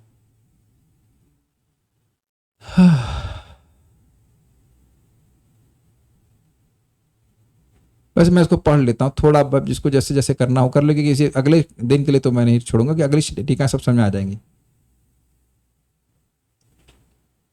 5-6 पेज बाकी है। सारार्थ दर्शनी। ब्रह्मा जी ने 2 श्लोकों में अपने समक्ष दृश्यमान स्वरूप को नमस्कार किया। स्पष्ट है, श्री भगवान निद्रा के कारण अविद्या के 5 कार्यों से अभिभूत हुए बिना ही शयन करते हैं। जो निद्रा के कारण है अविद्या, उसके 5 कार्यों ने 5 इफेक्ट, यानी कि वही था अविद्या, अस्मिता, राग, द्वेष, अभिनिवेश, उससे अभिभूत हुए बिना, उससे स्पृष्ट हुए बिना ही शयन करते हैं।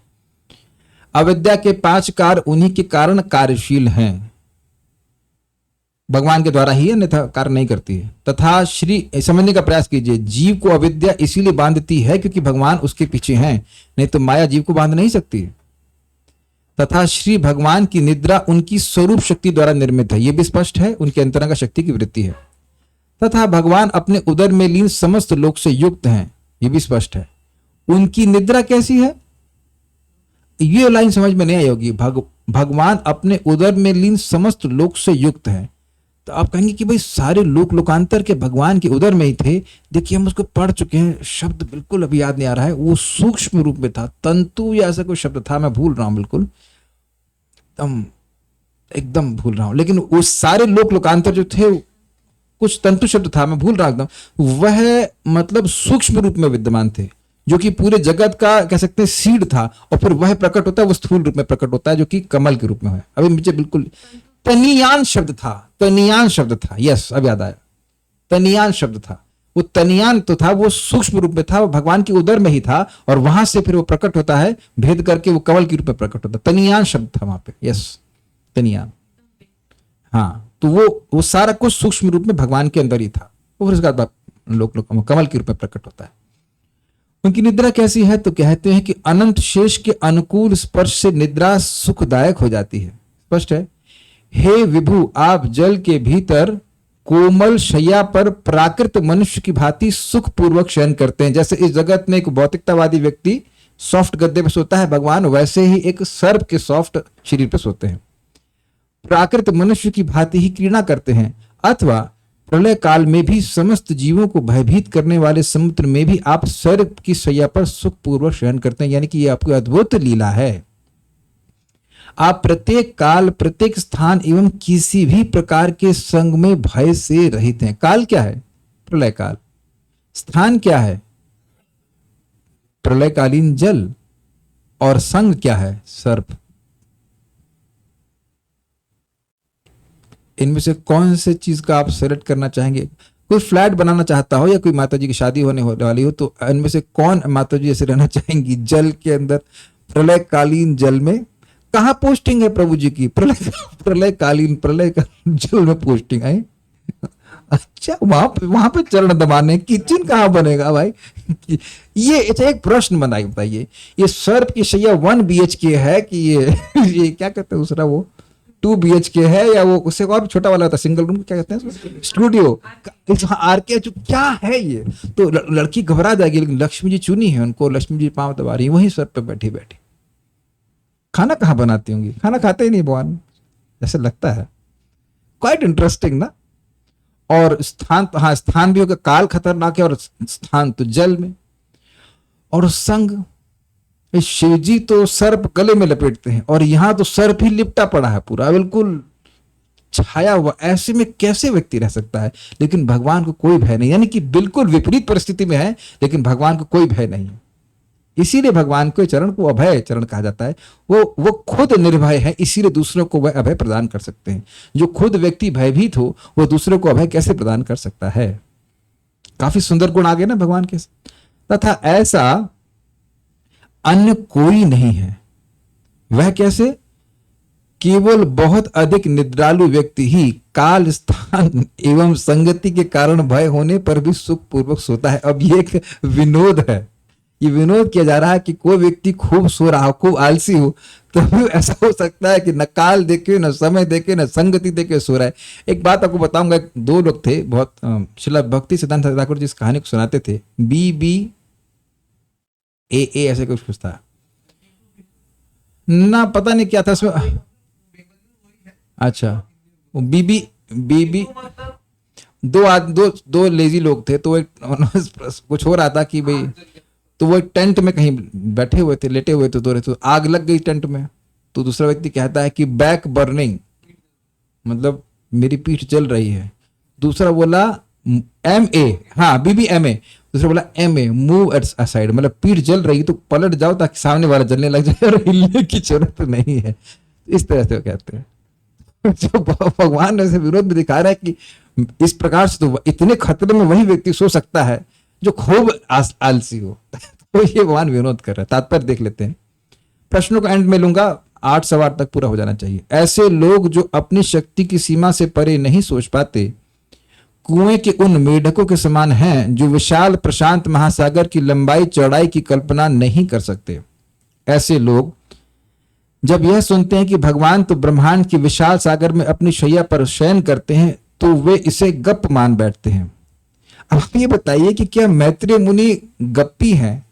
वो विचार नहीं करते कि कौन बोल रहा है, क्या वो गप लड़ाने बैठे मैत्रेय मुनि विदुर जी, ये क्या गप लड़ाने बैठेंगे? आप बताओ, अगर यहाँ भी देखा जाए कोई भारत के प्रधानमंत्री हैं, उनसे उम्मीद नहीं की जाती कि वो गप लड़ा रहे हैं। उनका टाइम, उन सब कुछ बहुत महत्वपूर्ण है।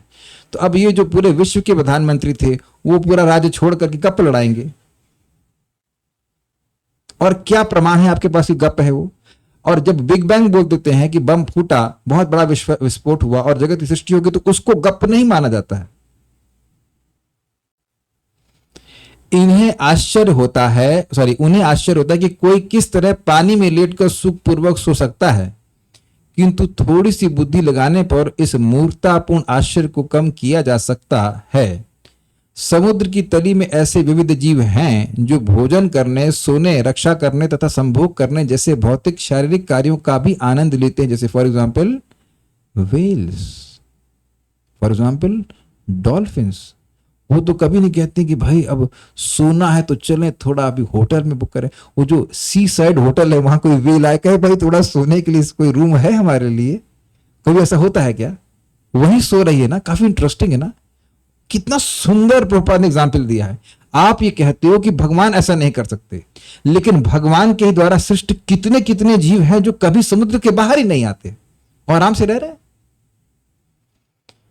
यदि ऐसे नगण्य जीव जल के भीतर जीवन का आनंद ले सकते हैं, तो सर्वशक्तिमान परमेश्वर सर्प के शीतल शरीर पर क्यों नहीं सो सकते, और सागर की प्रचंड लहरों की उथल पुथल का आनंद क्यों नहीं ले सकते? है ना, डॉल्फिन्स और ये सब खूब आनंद लेती हैं। वो तो हम सुने, शायद वेल तो आप लोग देखे होंगे उधर अंटार्कटिका में। कोई कहे कि हमने एक मतलब प्लॉट खरीदा, कहाँ पे? अंटार्कटिका में। देखो उसका क्या वैल्यू, वहां कौन रहेगा? लेकिन वेल्स रहती कि नहीं? ब्लू वेल से कुछ बोलते हैं, आप डॉक्यूमेंट्री कभी देखी हो, खूब आराम से वहां पे रहती है।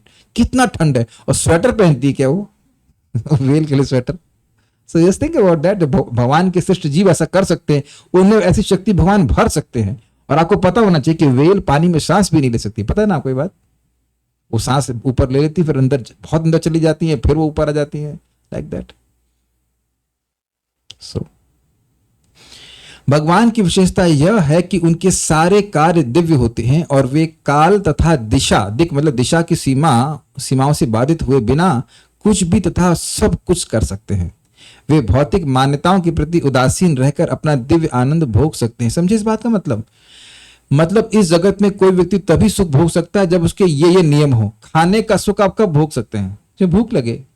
लेकिन आप देखिए कि घर में एक ही समय, मोस्ट प्रोबेबली मान लीजिए अब 100 भक्त हैं, तो 100 भक्त भगवान को ऑलमोस्ट एक ही समय में भोग लगाते होंगे, आगे पीछे 15-20 मिनट, किसी के 7:30 बजे, किसी के 8 बजे। भगवान सबके यहाँ ऐसे खाते हैं जैसे बिल्कुल भूखे हो। 100 जगह मतलब 100 गिलास पानी।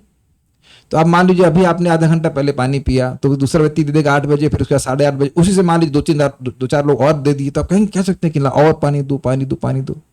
यू कैन नॉट से। लेकिन भगवान तो सब जगह भोजन कर रहे हैं और कोई कठिनाई नहीं है। देखिए एक एग्जाम्पल दे रहा हूं मैं, मतलब लाइक दैट। क्या आप तो ये प्रपात ने समझाया इस तात्पर्य में, पर भगवान के लिए तो कोई भी खतरा नहीं होता है।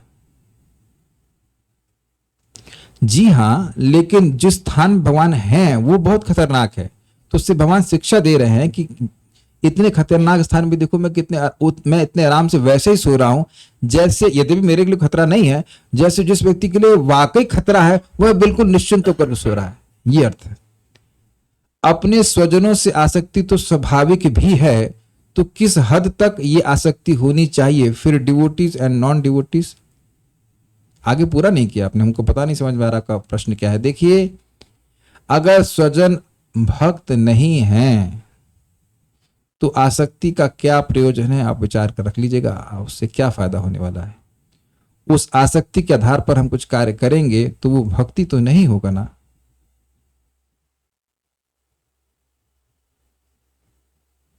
Think about that. अगर मान लीजिए किसी का पति भक्त है, उसको क्या बोलेगा? दारू लाओ, थोड़ा सा, अच्छा अरे यार थोड़ा पराठा बना देना, तो पराठा भी तो भगवान को अर्पित ही होगा ना। तो आप मान लो पति के लिए भी बना रही हैं, बच्चे के लिए बना रही हैं, तो अच्छा बना रही, तो अच्छा बनेगा तो सबसे पहले भगवान को भोग लगेगा। मन में यह तो नहीं आएगा कि हम गप से खा ले और अर्पित ना हो। तो उसके बीच में भगवान है ना केंद्र में, तो आप भगवान की सेवा से अलग तो नहीं जाएंगे ना। लेकिन देखा जाता है, हमने देखा इस प्रकार से कि पति मतलब भक्त नहीं है और शराब पी रहा है और पत्नी को बोलता है काजू लेके आओ, तो आप समर्थन किए ना उसके शराब पीने में। तो शराब नहीं पिए लेकिन शराब पीने में समर्थन किए, उस पाप के भागी बने ना। अब मुझे मत पूछना कि क्या किया जाना चाहिए, वो ये किया जाना चाहिए कि पहले चेक कर लेना चाहिए कि दारूबाज तो नहीं है। आजकल लोग डिग्री देख लेते हैं लेकिन ये नहीं देखते हैं कि वो उसके कैरेक्टर की डिग्री क्या है। अब मैं इस पर बहुत ज्यादा व्याख्या नहीं करना चाहता, बट ये देख लीजिएगा, इस प्रकार की आसक्ति होगा तो बाद में कोई कंसल्टेंसी दी भी नहीं जा सकती है, क्योंकि कहेगा कि जो करना जैसा हो उचित वो कर लीजिए, तो फिर वहां सहमति दे रहे हैं तो फिर वो पाप हमको भी लग जाएगा। तो इसलिए हम कुछ नहीं कह सकते इसके ऊपर। भौतिकतावादी लोगों से आसक्ति रखना खतरनाक है। अच्छा ये बताइए कि भक्तों में ऐसा क्या दुर्गुण आप देख रहे हैं कि हम अब भक्तों से दोस्ती करते हुए चले? प्लीज भाई यहाँ पे चैट ओपन है, किसी में देख लीजिए, भक्तों में ऐसा क्या दुर्गुण आप देख रहे हैं कि वे भक्तों को छोड़ करके हम अभक्तों के पास चले जाएं। अब भक्तों से तो बात ही नहीं हो पाती है, बात शुरू नहीं हो पाती है और भक्तों से बात समाप्त नहीं हो पाती है। मुझे हर दिन समाप्त करनी पड़ती है, बात समाप्त हो नहीं जाती है।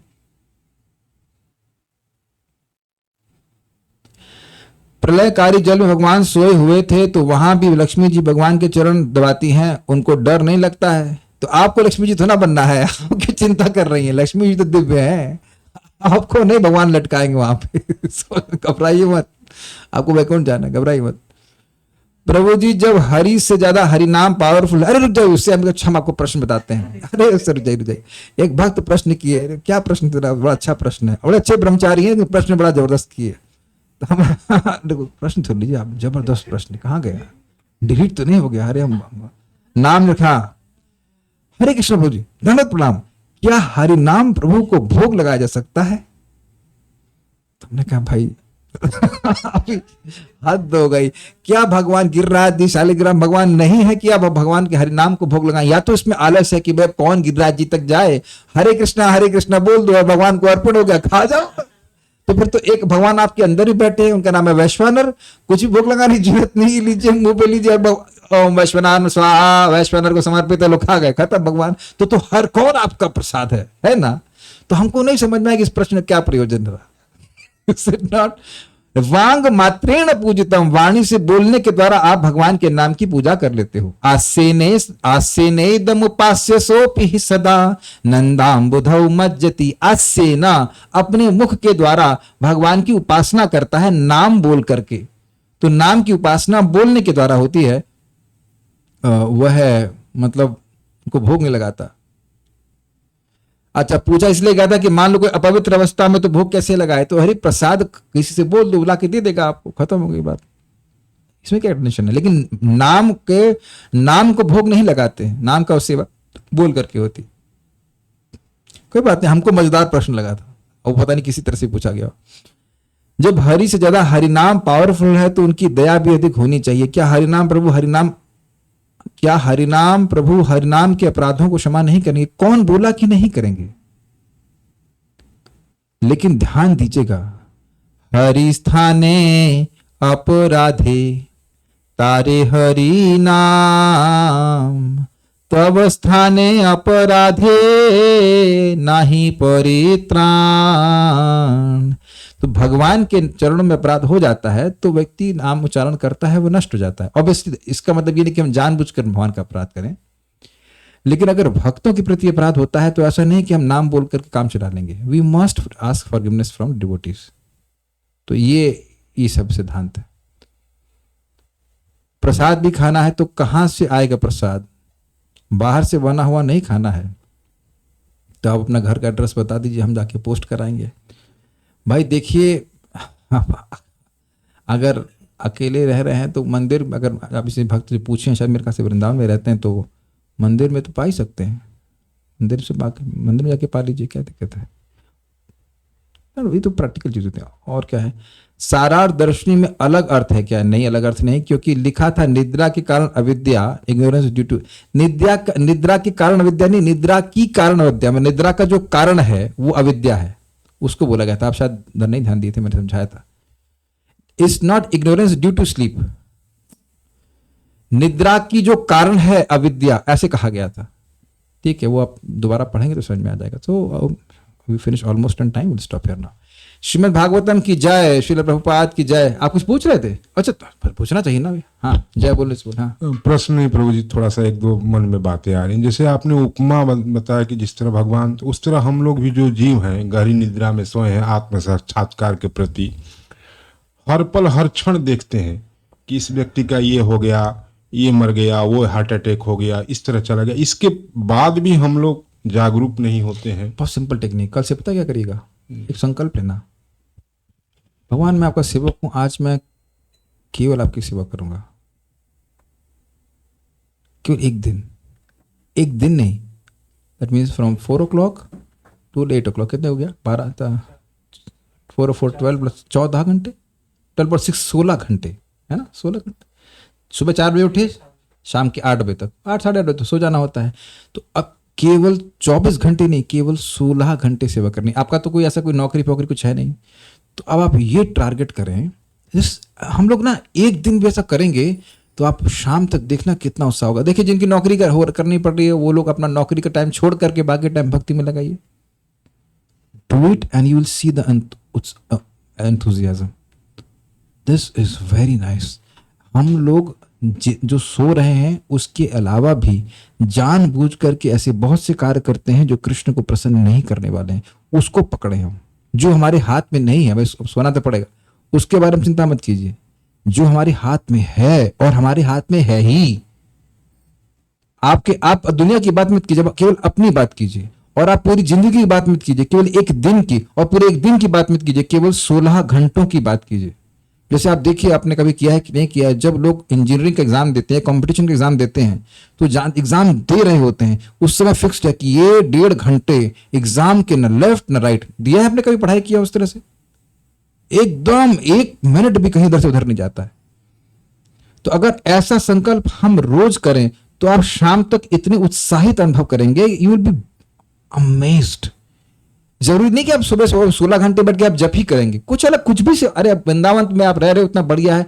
चल रहे हैं तो वो भी सेवा है, वही पैरों की भक्ति है. कुछ नहीं उठा, मतलब परिक्रमा में निकल गए या भगवान का दर्शन करने जा रहे हैं, जप कर रहे हैं. तो यह देखें कि हम लोग कैसे भगवान की भक्ति इन 16 घंटों में कर सकते हैं. This can be our last 16 hours of this life. क्या ये प्रैक्टिकल है या नहीं है?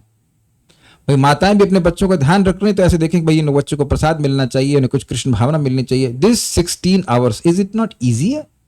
आप पूरा जीवन की बजाय अपने 16 घंटों को देखिए, 8 घंटों को या 10 घंटों, जो भी आपके पास भगवान की कृपा से मिल रहा है भक्ति करने के लिए, उसको फिक्स कीजिए. बहुत फायदा होगा, बहुत ज्यादा फायदा होगा. I think it's very practical advice. करके देखिए. कल अभी सो जाएंगे, सोने के बाद आप देखेंगे अब सुबह उठते ही भगवान ठाकुर राधा श्याम सुंदर बड़ा कृपा किए कि हमको आप उठा दिए. हमें बुद्धि दीजिए कि हम आज पूरा दिन आपकी सेवा में किसी न किसी रूप में कहीं ना कहीं कुछ सेवा हमको लगा कर रखिए. बस बहुत उत्साह बना रहेगा. हाँ बोलिए. हरे कृष्ण प्रभु जी. श्रीधरी का लास्ट लाइन में भगवान जी दुख सहना के लिए बोल रहे हैं. भगवान जी तो बोल रहे सुख पूर्वक है, तो वो वाला समझ में श्रीधरी का लास्ट वाला. ऐसा अर्थ करने पर विशेषणों के द्वारा इस अर्थ को सूचित किया गया है कि परोपकार के लिए दुस्सह भी दुख को सहना चाहिए. जो दुख को सहना कठिन है, उस दुख को भी सहन करना चाहिए अगर परोपकार करना का मौका मिले. यहाँ भगवान सह रहे हैं ना, बाह्य रूप से तो सही रहे. स्वर्प के ऊपर सोना पड़ रहा है ना. काटे की शैया पे सोना पड़े तो ऐसे सर्प की शैया पे सोए. प्रलयकालीन जल में भी हो, कितनी अस्थिरता है, कितना कठिनाई है, फिर भी भगवान सो रहे हैं. ऐसा कर रहे हैं ताकि अन्य जीवों को अपने पेट में रखकर अपने पेट पे रख के सुला सकें, विश्राम सुख दे सकें. तो ये दिखा रहे हैं कि दूसरों को दुख, अपने को दुख भी हो तब भी ऐसी स्थिति को सहन करके दूसरों को सुख देना चाहिए. ये सूचित कर रहे हैं. ये भगवान को कोई दुख नहीं होता है. ठीक है, स्टॉप. श्रीमद् भागवतम की जय, श्री प्रभुपाद की जय. निताई गौर प्रेमानंदे.